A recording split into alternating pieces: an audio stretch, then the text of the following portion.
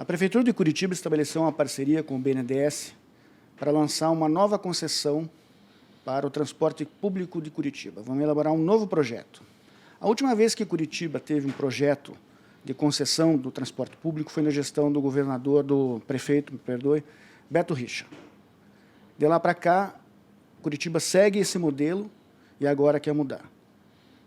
Nós estamos aqui nos estúdios do OGPR com o ex-presidente da URBS, Marcos Isfer, e com o diretor de transportes de então, Fernando Guignoni. Roda a vinheta.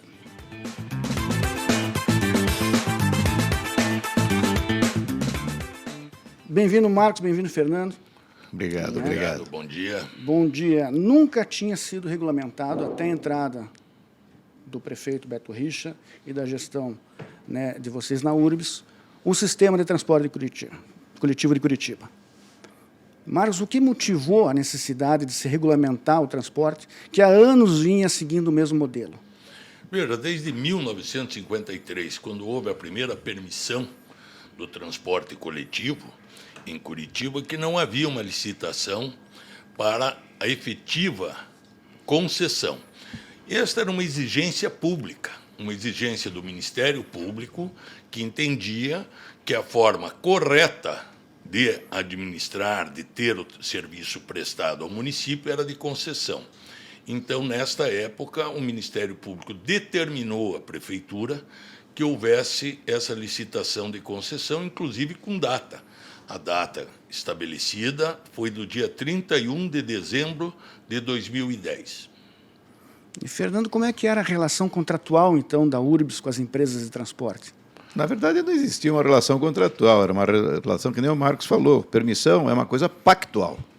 E essa transformação que o então prefeito queria que se transformasse. E aí a URBS começou, então, a construir, visando atingir as datas previstas pelo Ministério Público, todo o processo. No primeiro momento, de forma interna, com seus técnicos, seus profissionais, e depois as sequências todas, que o Marcos, quando chegou já no início de 2010, ele liderou essa transformação que vinha até então se arrastando de forma lenta.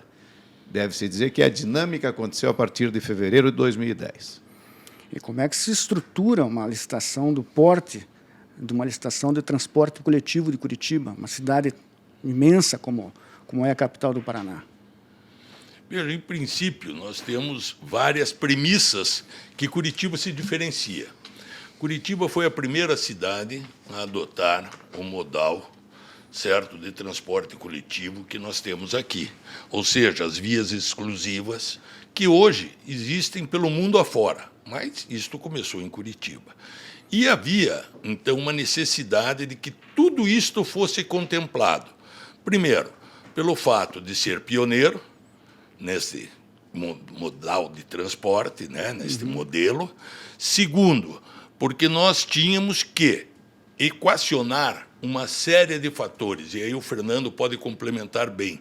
Nós tínhamos e temos na URBS técnicos da mais alta qualidade e temos controles. Temos controles, por exemplo, em relação ao horário.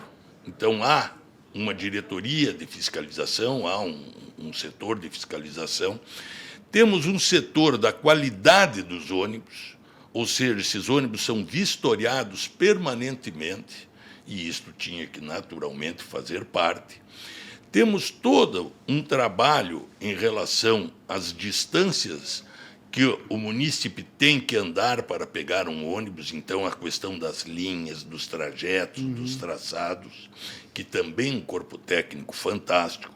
E temos, por último, uma grande questão, que é o equilíbrio financeiro disso. Como montar este equilíbrio, você fornecendo o melhor serviço à população e, ao mesmo tempo, mantendo uma tarifa o mais justa possível. Foi necessário montar um grupo de trabalho para poder preparar esse edital, que foi pioneiro na cidade. E ele foi montado, esse grupo, só com o pessoal da URBS, ou vocês tiveram colaboradores que vieram de fora para ajudar no projeto? Não, na verdade, isso aí foi montado pelos técnicos da URBS, mas ouvindo toda a sociedade. Isso é muito importante que se frise. Nós ouvimos toda a sociedade. ouvimos a Associação de Usuários, O Traco. o Traco, ouvimos naturalmente a classe empresarial com relação a isso, era importante perguntar que para se vocês, ouvisse. os empresários foram ouvidos também? Todos foram ouvidos. Ouvimos os sindicatos dos trabalhadores no transporte coletivo. À época, o presidente participou de várias reuniões como representante dos trabalhadores. Ouvimos a sociedade com inúmeras audiências públicas. Os usuários, né? Não, a sociedade. Eram abertas a toda a sociedade essas reuniões. Né? Então, você tinha desde pessoas interessadas no assunto por interesse próprio, como a própria população, participaram partidos políticos, participou todo mundo desta ampla discussão em vários momentos. E, naturalmente, várias dessas sugestões, o corpo técnico da URBS acabou apropriando e levando em conta isso. Essas audiências com a comunidade levaram, então, a URBS a receber as demandas, né, da sociedade curitibana e aproveitar no projeto. Também. Eu quero só, Marcos, ressaltar ainda, você foi muito feliz em dizer, nós tínhamos um tripé dentro da URBS extraordinário, né, formado por 3 profissionais, que eu quero até citar os nomes, porque eles foram determinantes na elaboração de um bom edital, né, que foram o Luiz Vila, o Edson Berlese e o Elcio Caras, um especialista na logística do sistema, outro na fiscalização e outro na qualificação técnica da frota. Então, essas 3 pessoas, junto com o nosso corpo jurídico, mais a nossa diretoria financeira, né, foram muito importantes nisso. E essas pessoas todas participaram das audiências públicas que o Marcos acaba de se referir, que foram feitas nos bairros, né? A última audiência pública foi feita ali no Memorial da Cidade, onde teve uma grande participação, como disse, com todos os interessados. Então, lá você tinha empresários, você tinha os sindicatos, você tinha os partidos políticos, mas você tinha o mais importante, que era a população em geral. E você perguntou, essas solicitações foram incorporadas? Foram. Mais de uma vez nos bairros, na hora que se falava sobre os trajetos e essas coisas tais, alguém da cidade dizia, olha, tal lugar poderia caber uma estação tubo, ou poderia ter uma outra parada de ônibus, enfim, essas questões da necessidade do cidadão, né, que se dirigia ao trabalho, se dirigia a um posto de saúde, foi muito importante. E quando você monta, né, um edital, seja, né, para qualquer segmento, vários itens são levados em consideração. Né? Conforto, no caso do transporte público, conforto, né? Qualidade da frota, qualidade dos ônibus e, nesse caso, o equilíbrio financeiro. Como é que é o peso de cada uma dessas e foi levado em consideração a necessidade de haver um equilíbrio financeiro? Sim, lógico. Veja, antes de tudo, a qualidade do transporte para o cidadão. Curitiba, hoje, ninguém se desloca mais do que, na nossa época, pelo menos, 500 metros para ter acesso ao transporte coletivo. Isso, para mim, é algo muito importante. Você vê lugares onde as pessoas têm que caminhar quilômetros para encontrar um ônibus. Aqui não. Na cidade, nós fizemos questão de que isso constasse dentro da licitação, esta qualidade no atendimento. O segundo fator, a qualidade dos veículos. Porque um veículo, e ficou estabelecido na licitação, 8 anos, né, de vida útil do veículo. 8 anos médio. 8 anos médio da vida útil do veículo. Por quê? Porque, como todo objeto, ele acaba se deteriorando com o uso do tempo. Então, a vida útil média é de 8 anos.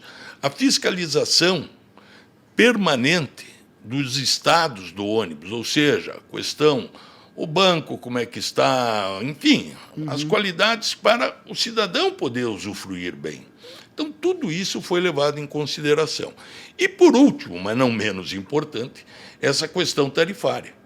Naturalmente que todo o nosso arcabouço era para tentar reduzir ao máximo o custo do transporte. E isso foi feito.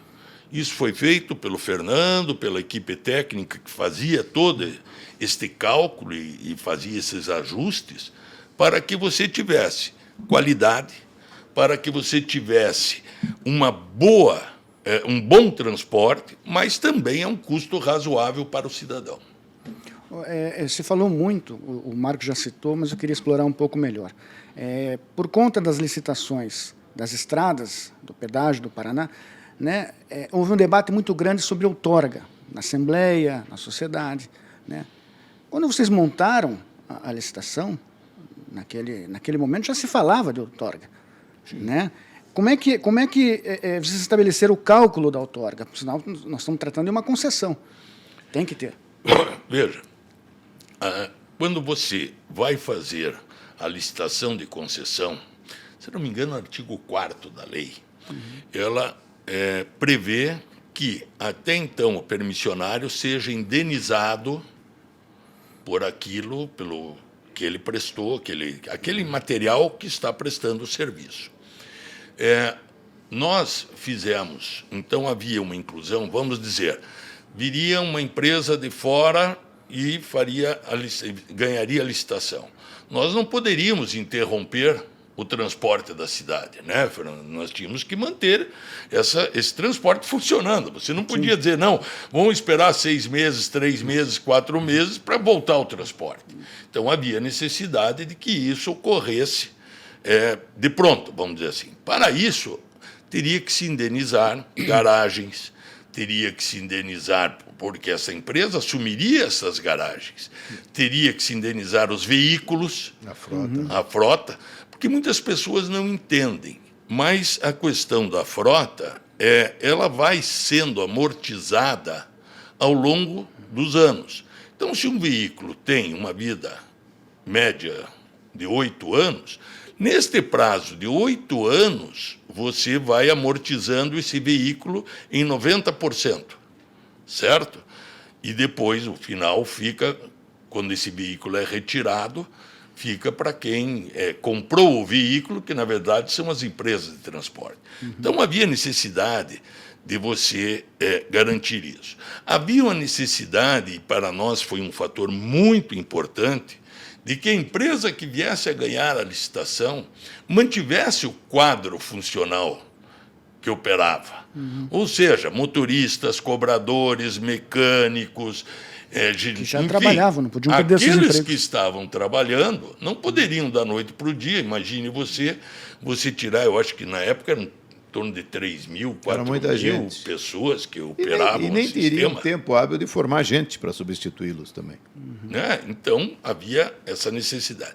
Então, em função deste artigo da Lei de Concessões, foi feito o cálculo de todo este ativo que vinha se mantendo e, naturalmente, chegou a ser um valor.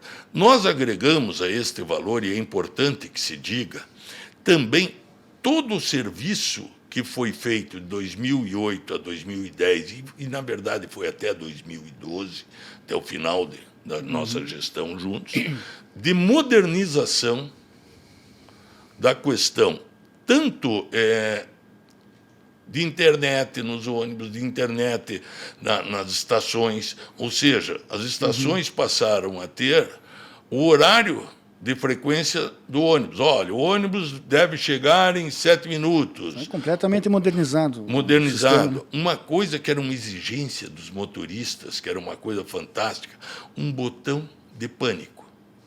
Ou seja, entrava alguém para assaltar o ônibus, imediatamente o motorista tinha um botão que se comunicava com a central na URBS para que ele tivesse, naturalmente, a polícia pudesse agir, enfim. Até a segurança para segurança. Ou até mesmo um problema interno dentro do ônibus, né? Às vezes a gente vê aí casal que briga dentro do ônibus, ou pessoas que se indispõem. Mas isso aí é outra coisa. O acompanhamento, hoje, dentro da URBS, você tem o acompanhamento dos ônibus. Então, você sabe, um ônibus quebrou, por exemplo, aqui na Getúlio Vargas, imediatamente a central da URBS sabe que esse ônibus quebrou e tem como, né, acionar também a garagem, acionar a empresa para que seja feita essa substituição. Enfim, tudo isso foi agregado e chegamos ao valor 250... Não lembro do valor exato, mas mais de 250 milhões. Em torno de 250 milhões, um pouco mais, um pouco menos, talvez, onde estava toda esta questão logística e mais esta questão de infraestrutura, vamos dizer assim, tecnológica, né? E isto tudo é que veio a compor o valor da outorga. Exatamente dentro do que a lei previa, dentro de uma forma que fosse quem fosse que ganhasse esta licitação, pudesse rapidamente manter o serviço. Depois, naturalmente, iria se adequar com veículos e trocar veículos, fazer o que tivesse que fazer, porque era uma empresa nova, mudar a gestão da empresa. Mas isso, para nós, era outro problema do concessionário que ganhasse a licitação. O mais importante para nós era nós termos a garantia de que, terminada a licitação, o nosso transporte não parasse. Isso, aí tem um detalhe, Marcos, que era o seguinte: nós tomamos o cuidado de estabelecer um prazo onde a nova empresa deveria estar operando com a sua frota própria. E eu até fui questionado por isso na época. Alguém do Ministério Público perguntou, mas escuta, vocês estabeleceram prazos que não podem ser cumpridos. Eu falei, por que não pode ser cumprido? Não pode ser cumpridos porque, nesse período, o novo concessionário, se vier um novo, né, para substituir os atuais, ele não vai ter condição de colocar esses veículos na rua. Só que nós tínhamos tomado cuidado, e você lembra bem disso, de ter pedido para todas as empresas, as encarroçadoras e as montadoras de ônibus, quais prazos eles nos entregariam toda aquela tipificação de frota.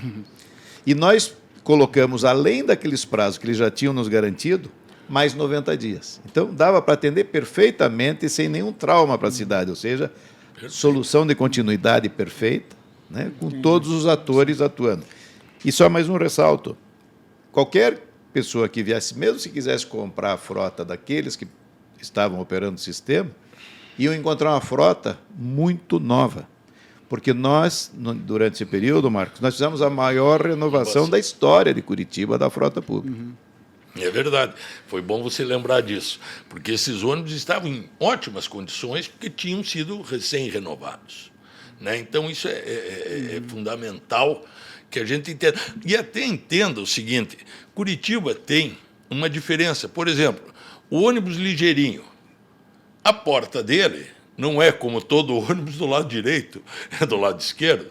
O ônibus, o nosso biarticulado, né, o ligeirão, enfim, nossos ônibus têm características próprias. Com embarques diferenciados, né? Porque são embarques em outro nível, não é no nível do solo. Por causa das plataformas? Sim, porque as outras cidades do Brasil, praticamente todas elas têm um embarque no terra, na calçada. Você citou uma questão interessante, Fernando. A fiscalização. Como é que foi a convivência com os órgãos de fiscalização ao longo desse processo? Isso foi submetido ao Tribunal de Contas, Ministério Público... A fiscalização do processo licitatório. Do processo licitatório, do edital, né? Então, essa foi aliás, foi uma boa coisa que nós fizemos, porque na hora que o edital estava pronto para ser divulgado, o Marcos e eu tivemos o cuidado de entregar uma cópia do edital para o presidente do Tribunal de Justiça, presidente do Tribunal de Contas e para o Ministério Público Estadual, pedindo a todos que analisassem o nosso edital, que não queríamos ter nenhum vício de constituição da peça, mas, por outro lado, pedimos também que, se fosse o caso, cada uma dessas entidades nos indicasse um profissional que pudesse acompanhar junto com os técnicos e com a diretoria da URBS todo o processo licitatório. Perfeito. O que foi fantástico. E houve contestação?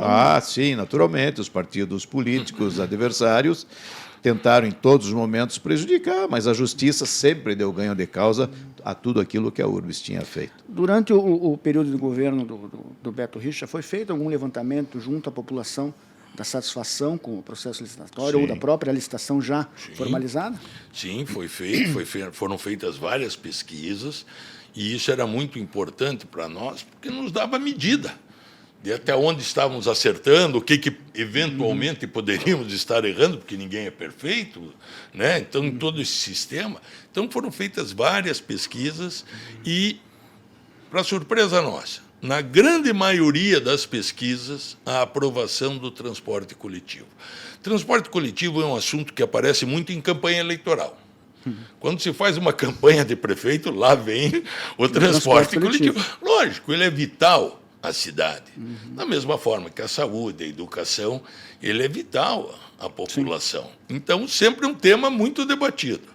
E, para nós, foi muito interessante que essas pesquisas tivessem sido feitas e que dessem o grau de satisfação e de qualidade do nosso transporte. Isso, o Fernando, que era o nosso, vamos dizer assim, o comandante desta área, enfim, como diretor, coordenava, nos dava uma garantia, a empresa, né, Fernando, de que nós estávamos no caminho correto, de que nós estávamos fazendo as coisas efetivamente certas. E o curioso, Marcos, é que nessas pesquisas, Curitiba sempre mostrava à população, o maior índice de aprovação sempre foi o lixo em Curitiba. Exato. E pela primeira vez nós estivemos classificados, não chegou a inverter, mas nós estivemos no mesmo patamar do serviço de lixo, que sempre foi o grande prestador de serviço da cidade. Mas daí acabou o governo Beto Richa. Como é que foi, né, que o governo Gustavo Frutti, que veio depois, conduziu essa situação? Escute, oposição ganha eleição. Primeira coisa que faz é procurar defeito na gestão anterior. Quando não acha oficialmente, age politicamente.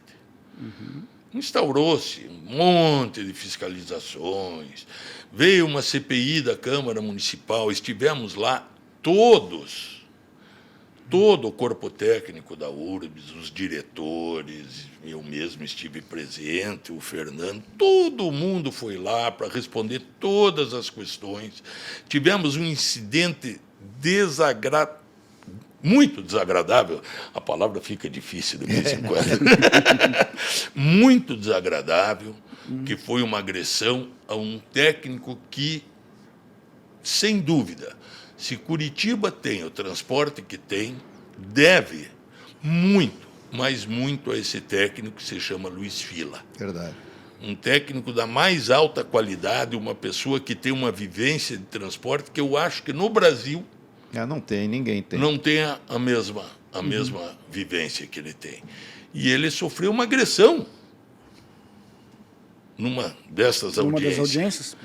Então, para você ver que a característica da audiência dessa CPI nada mais era do que algo político, do que algo para denegrir o que havia sido feito. Não quis se discutir ali nenhum teor técnico da licitação, era teor político. Econômico, era extremamente político. E aquele negócio dos 30 segundos de fama.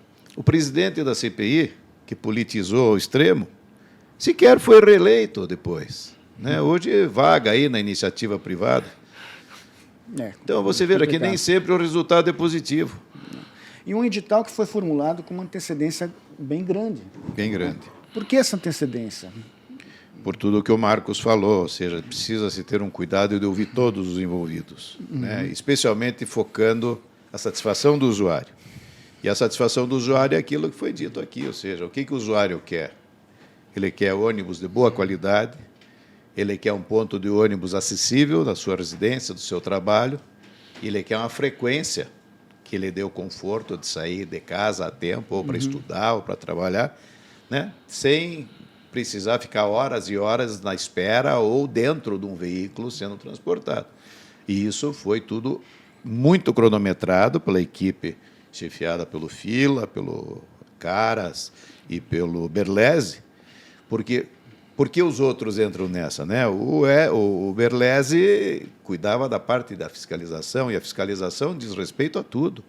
Diz respeito à limpeza dos ônibus, diz respeito à qualidade da manutenção que estão sendo feitos, o horário que eles saem e voltam da garagem, as lavagens dentro dos veículos para se apresentarem de forma adequada para o usuário, mas, acima de tudo, o cumprimento dos horários. E nisso sempre foi muito rigorosa a nossa fiscalização. Aliás, sempre foi a grande grita dos empresários do setor que nos julgavam como excessivos nisso. E não era. Nós queríamos apenas fazer cumprir aquela vontade da população. Né? E, enfim, esse trio de pessoas que foram fundamentais na licitação, eles começaram já desde o início da gestão da URBS, mas de forma interna. A partir da chegada do Marcos na presidência, o processo eclodiu. Daí fomos para as audiências, fomos ouvir os empresários, fomos ouvir todos aqueles que interessavam. E isso tem que ser feito com muito cuidado, porque não foi uma única conversa com um único segmento.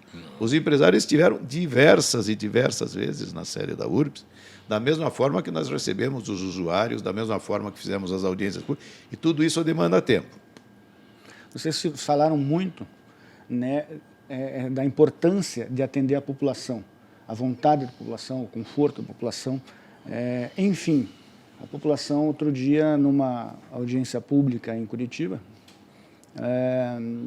falou muito da tarifa zero. Vocês entendem que é possível Curitiba ter tarifa zero no transporte coletivo? Eu acho que essa discussão da tarifa zero, na minha visão, passa por uma questão nacional. Veja, não adianta Curitiba dizer eu vou fazer tarifa zero e pegar o dinheiro que vai para a saúde, para a educação, enfim, para setores prioritários da população, porque o dinheiro é um só. É o nosso tributo, né? O que nós pagamos de impostos. Vem do bolso. E vem, mas esse recurso é limitado. E, normalmente, a cobertura é curto. Está aí hoje uma reforma tributária, uma série de discussões, inclusive, de se os estados vão perder, não vão perder. Ainda ontem eu ouvia que havia uma discussão dos governadores. Continuam discutindo. Né, a respeito disso. Veja, por que é uma questão nacional? Nós entendemos, e eu e o Fernando já à época conversávamos sobre isso, por exemplo, existe o Vale Transporte, uma criação de um senador paranaense há muitos e muitos anos, e é o Vale Transporte. O Vale Transporte se desvirtuou. A partir do momento que ele pode ser pago em dinheiro e pode incorporar o salário do cidadão, então não interessa se ele vai de moto, vai de carro, da forma como ele vai. Então, por exemplo, existe uma possibilidade, mas por isso que eu digo que é uma questão federal, de determinar que todas as atividades econômicas que tenham servidores seletistas paguem a um órgão, Curitiba tem esse órgão, que é a URBS, o órgão gestor do transporte, em vez de pagar ao funcionário, pagar direto a este órgão gestor, e este órgão gestor, naturalmente, gerir Forma um fundo, o custo, fazer o fundo para gerir o custo desse transporte. Aliás, o fundo já existe. O fundo existe. Certo? Só que o que acontece? Nós, por exemplo, à época, até para segurar e manter o custo da tarifa o mais baixo possível, nós tivemos apoio. Aí já o Beto já era governador à época, né? O Luciano prefeito, nós tivemos apoio de receber, como faltou o termo agora, de receber valores do Estado para compensar esse custo, para a gente poder deixar a tarifa o mais baixo possível. Né? Agora, é aquilo que eu digo, o cobertor é curto, né? Então chega um momento que tem que ter um limite. A forma, na minha visão, é você modificar essa questão do Vale Transporte. Eu acho que é uma boa solução, pode ser uma boa solução. Outra questão é o custo do diesel. Hoje nós vemos aí que o diesel disparou e, pelo jeito, vai continuar disparando. Né? Então, são questões pontuais que eu acho que podem ser trabalhadas. Eu vi, por exemplo, que na reforma tributária, inclusive, deram uma tarifa diferenciada para o transporte coletivo. Isso. Né? Nessa que está sendo discutida. No fim das contas, né, Marcos, tem que ser tratado de forma prática, não eleitoreira, não demagógica, mas sim técnica. Né? Mas tem uma coisa importante que eu acho ressaltar aqui. Durante o período que o Marcos foi presidente da URBS, nós estivemos juntos lá, Nós nunca tivemos subsídios da prefeitura. A URBS geria seu próprio dinheiro. E detalhe, geria e pagava suas contas todas em dia. Nunca houve atraso. Muito pelo contrário, como existia uma prática que era pagar as empresas 7 dias depois do que a URBS recebia a bilhetagem. Uhum. Nos momentos de dificuldade das empresas, nós chegávamos, inclusive, a adiantar os valores para que o sistema de transporte não parasse. Agora, então, eu vou dizer o seguinte, existia um equilíbrio profissional de cálculo da tarifa por parte da URBS. E isso nunca sangrou dinheiro público de outra fonte. Mesmo o dinheiro do fundo, que eventualmente foi utilizado, era dinheiro que já era proveniente do setor, ou seja, ninguém precisou criar nenhuma rubrica nova, nem no município, nem no Estado, para suprir a URBS. Agora, a tarifa zero, isso que o Marcos falou, um grande valor é o do Vale Transporte. Mas existem outras gratuidades que deveriam ser assumidas por outros órgãos públicos. Por exemplo, aquelas gratuidades que dizem respeito às pessoas que têm tratamento continuado de saúde. Elas têm direito ao vale e mais a um acompanhante. Se esse dinheiro fosse pago pelos setores federais da saúde, já dá um grande alívio no caixa. Os maiores de 65 anos de idade, nós outros, né? Você ainda não tem 65. Essa gente toda podia estar sendo paga com recurso do INSS, que sempre tem dinheiro. As duas faixas de estudantes, né?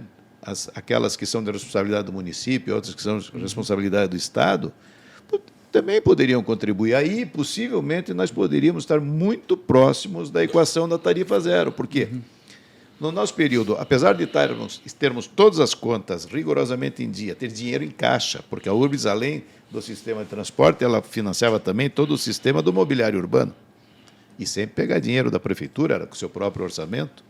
E nós tínhamos algumas vantagens. Nós tínhamos, por exemplo, a tarifa domingueira. Sim. Que é uma coisa que o Gustavo retirou, que para mim foi um crime, porque a tarifa domingueira, o cidadão pagava R$1 para viajar com a sua família, que, na cabeça do prefeito e da diretoria da URBS, era uma tarifa que proporcionaria às famílias de Curitiba visitar os parques com seus filhos, frequentar um culto religioso, enfim, visitar os seus parentes próximos. Então, isso simplesmente foi rasgado. E o mais grave, eu já não estava mais na URBS nesse momento, foi a falta de cumprir o contrato que a URBS tinha assinado com os empresários. Ou seja, o que começou a acontecer? A gestão deles sufocou o sistema e que acabou criando uma bolsa que chegou a um tamanho que o Estado não teve como não entrar pagando para aliviar os cofres todos e até manter o sistema rodando. Porque se iludem aqueles que pensam que na hora que falta o dinheiro para manter frota, alguém vai cortar alguma coisa, vai cortar o dinheiro em manutenção mesmo sempre. Ou quando não corta em manutenção, corta pior ainda, que é começar a atrasar pagamento de pessoal. Isso. Né? Aí a coisa e como vai para um rumo, né? Vai para um rumo ruim, É. muito ruim. Então, sabe, as responsabilidades são muito grandes para as pessoas pensarem nisso de uma maneira muito leviana. Como disse você, uma questão eleitoreira, uma questão política. Há necessidade de que tudo isso seja pensado em favor da sociedade, não em favor de uma eleição. Né? A sociedade, muitas vezes, as pessoas se iludem. Ai, que bom, não vou mais pagar. Não vai pagar de um lado, vai pagar de outro. De alguma ponta vai sair. Eu sempre brinco, não existe almoço grátis. É isso aí. Nós estamos caminhando para o final do nosso bate-papo e eu queria perguntar para vocês, pioneiros que foram, né, num edital, né, na concessão, que agora vai ser revista, agora vai ser planejada novamente, e é o modelo, volto a frisar, é o modelo que Curitiba dispõe desde que foi licitado, né, e não me parece ruim, a gente vê, como você diz, que é um modelo que foi pensado, né, foi discutido, né, amplamente antes de ser implantado. Vocês deixam alguma sugestão para os gestores desse novo plano que começa a ser debatido agora entre Prefeitura, BNDES?